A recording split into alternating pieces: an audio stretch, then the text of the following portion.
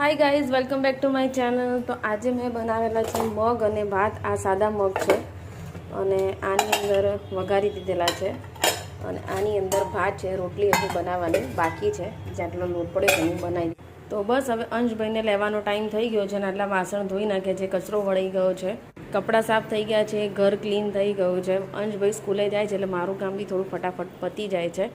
હવે બધું બાકીનું કામ છે પતાવવું છે. આ મેટ્રેસ છે, બરાબર છે, નાના બેબી પલંગની જે હવે યુઝ થતો નથી એટલા માટે. કપડાં ઇસ્ત્રીના બાકી છે થોડા કરવાના. બીજા એક્સ્ટ્રા કપડાં જે તમને દર વખતે દેખાય જ છે મારા વિડીયોની અંદર, કે જે હું નથી પહેરતી, બધા હું સાઈડમાં આવી રીતે ભેગા કરું છું. જે ફાટી તૂટેલા હોય, જે ના થતા હોય, એટલે જેને થતા હોય આપણે એને આપી દઈએ.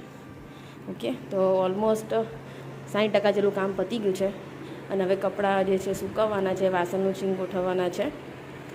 તો બસ સ્કૂલો ચાલુ થઈ ગઈ છે અને મમ્મીઓનું કામ વધી ગયું છે. આપણને એવું લાગે છે કે થોડા શાંત રહીએ, પણ એવું નથી હોતું. આપણું જ કામ વધે છે. ટિફિન બનાવો, વોટર બેગ ભરો, હોમવર્ક કરાવો, એટલા માટે. એટલે કામ કરતાં કરતાં સ્કૂલે જઈએ છીએ અને વળી પાછા આવીને કામ કરીએ છીએ. ઓકે, તો હવે આખું વરસ એવું રહેવાનું છે જ્યાં સુધી દિવાળી વેકેશન ના આવે ત્યાં સુધી. અંશભાઈને સ્કૂલે જવું બિલકુલ ગમતું નથી. 2 દિવસથી રોવે છે અને આજે બી રોતો હતો. આજે 3જો દિવસ છે. હવે જોઈએ છે કે ભાઈ આવીને હવે પાછો શું કહે છે, એનો વિડીયો બનાવીશ હજી રિવ્યૂ માટેનો. દરરોજ સ્કૂલેથી આવીને કહે છે કાલે હું નહીં જાઉં, કાલે હું નહીં જાઉં, મને સ્કૂલે નથી જાઉં. 2માંથી એક બાળક તો એવું હોય કે જેને સ્કૂલે જવું બિલકુલ ના ગમે. નો ડાઉટ કે ભણવામાં બહુ હોશિયાર છે, એને બધું યાદ રહે છે, બટ કહેવાય છે ને કે આખો દિવસ મમ્મી જોડે રહેતો હોય એટલે એને બિલકુલ ના ગમે બહાર નીકળવું. અને હંમેશા દીકરાને મા માટે વધારે પડતી જ લાગણી હોય છે. જ્યારે નાનો હોય ત્યારે, મોટો હોય ત્યારે હોય, પણ એ ફિલિંગ બતાવી ના શકે.